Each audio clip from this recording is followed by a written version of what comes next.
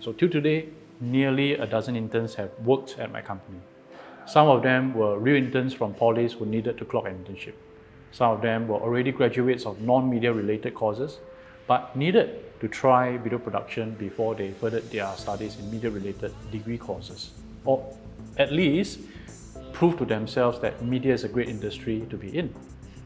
Some graduated their internship with flying colors. Some might sack after a month. Most of them broke at least one equipment in the company, but all of them were treated this one way at my company. Hey, it's different, Colin, and let's discuss how we can use or abuse our interns, shall we? This is My Thoughts Season 3.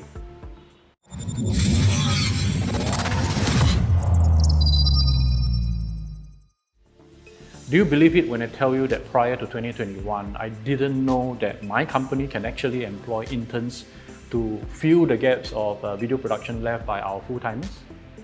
Like, employ isn't really the right word, but allow me to use it loosely in this video. After all, when one of my full-time CPF staff told me that I could actually get interns from actual polys, right? Those who have like 2 years of experience studying about media, film or videography to work for the company as if they are full-time staff, but being paid at the fraction of the cost, I totally jumped into making it happen. So my first intern wasn't from a poly. He finished his NS and was waiting to be enrolled into uni. So he asked if he could intern with us to learn about video production. I mean, this intern really had like zero experience. He didn't know how to even handle a camera, not even like understanding the fundamentals such as shutter speed, aperture and ISO. So I accepted him as an intern, technically a student, and I paid him really a token allowance, just a few $100s. Now, to be honest, right, I felt quite bad at that time. I thought it was like slave driving, paying someone a few $100s to get them to work. But apparently, right, I learned that internship is like that. The allowance paid to them, not salary but allowance, is for them to pay for their commute fares and meals. So after the first intern has finished his term and left, I started getting more in. And over the years until today, right, at the time of this recording, where there are like 2 interns behind the cameras now, I have worked with close to a dozen interns already. Now, isn't that enticing? The idea of having interns working for a few $100s, say $500 to $800, doing tasks and fulfilling the same hours as a full-timer at a fraction of their salary. After all, video production isn't really rocket science, because after at most a month of training exposure, they should be good enough to be independent, right? And more so with video editor interns who already know how to edit, getting them to churn client videos seem to be so worth it at such a low cost, isn't it? After all, the interns, they are willing to do the job with such a low allowance in the first place, aren't they? Now you see, if I can think like that, almost every boss will think the same too. After all, the idea of internship makes so much business sense. And you know what? There's a never-ending supply of interns, because every year there will be roughly 2 periods when students are seeking for internship. And if each batch, right, did like 4 to 6 months each, wouldn't we bosses be able to make interns part of our workforce technically? And so there are employers who really think like that. It makes absolute business sense to have a disproportionately high percentage of intern employees in their company. Almost every industry, like from my media industry to design, to finance, to IT, to marketing, to marine, and even nursing, every company that wants to save costs will employ interns. And there you have it, the word employ. So you know what? The culture today, at least in the media industry, is that interns are treated as low-cost employees, cheap staff that can fill gaps and can be gotten rid of in a few months. No benefits, no leaves, no bonuses, no incentive trips, nothing. Essentially, interns are the cheapest labor, cheaper than even domestic helpers and construction workers. So production companies hire literally an office full of interns, like 20 of them, to script videos, to shoot videos, to edit videos. Their whole existence is to churn videos. How bad is that? Let me tell you a story of someone who interned at a typical production house.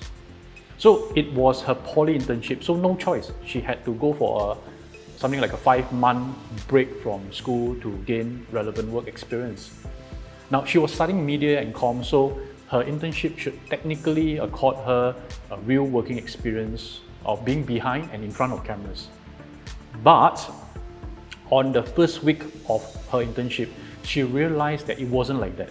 Straight away, she was thrown to report to a producer, a full-time one, who barely had the time to finish up her work. So there wasn't any real orientation or training. And what's worse, the first 2 weeks, she found herself like buying breakfast for the whole crew and printing notes. Then thankfully, work started to come in. Well, I mean, according to her, right, it poured in.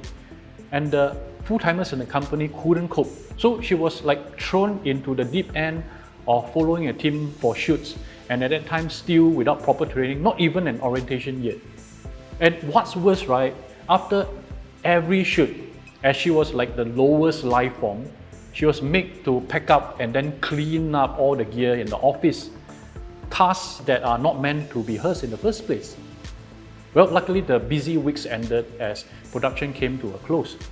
So just like that, work became quite lull. She told me that during this lull period, right, which is lasted for something like 2 weeks, she had nothing to do, and she had to go back to like buying meals for the office and, believe it or not, cleaning up trash also.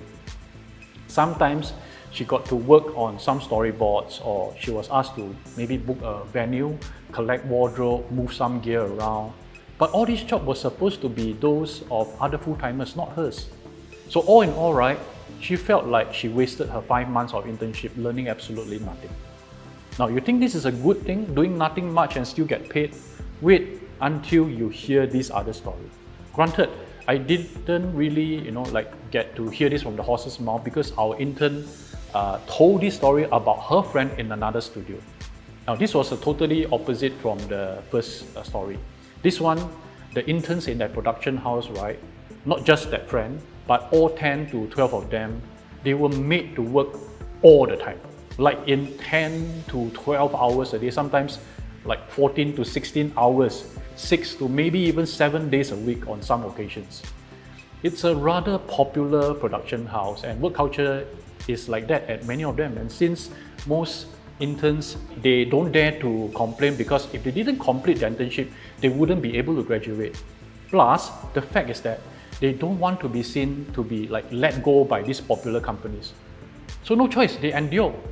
More than this, I've heard stories of interns who are bullied by senior staff, verbally or even like physically in some sense. I've been told that some senior full-timers, they just throw their jobs to interns, and they take days off unofficially when there are no shoots, and getting their interns to cover them, mind you. I've even heard of one video editor intern, no joke, who has been tasked to wash the boss's car every day.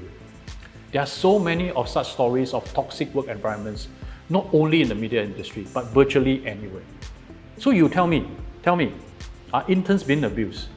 And really, what makes it worse is that they aren't even paid proper salaries. Many of them, they cannot quit, and the cycle repeats after a few months with fresh supply of interns who knows nothing about what their seniors have went through.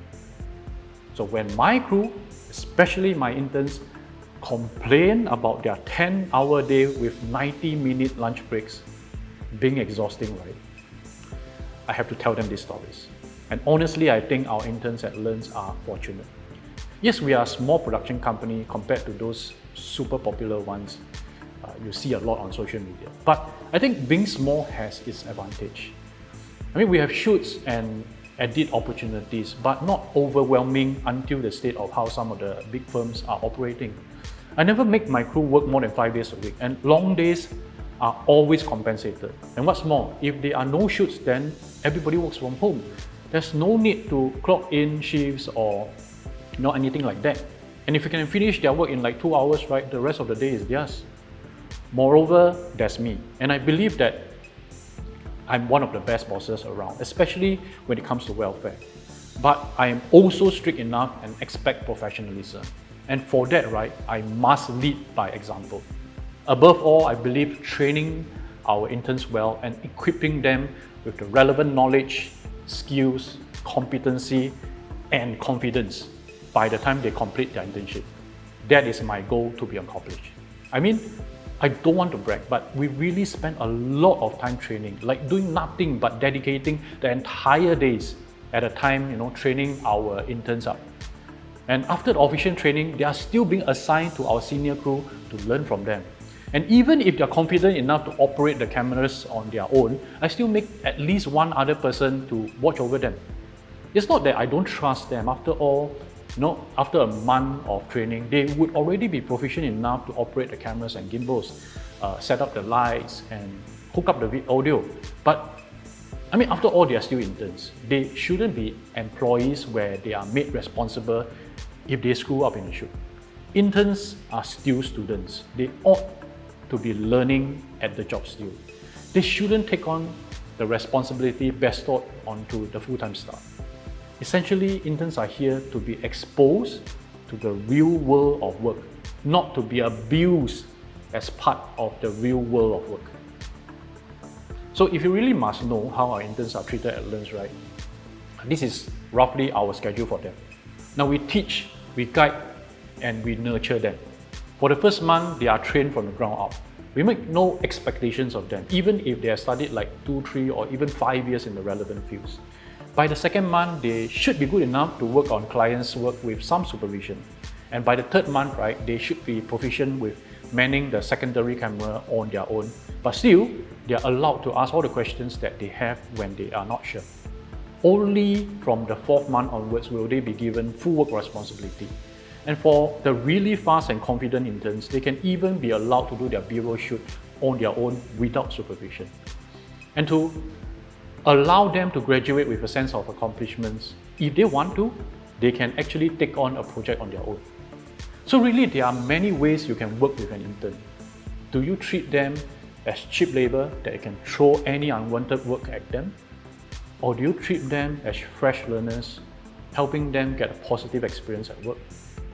This is entirely up to you. Use them or abuse them. The choice is yours. Now, if you're an employer, what are your views on getting interns into your company? And if you are interning, about to intern, or you have interned in the past, what's your expectation and experience? I'm really interested to hear from you. So leave your comments below, okay? Meanwhile, do subscribe to this channel if you haven't, because I still have a lot of controversial topics to discuss with you. And in the next episode, right, I want to talk about the metaverse. I'll see you there, okay?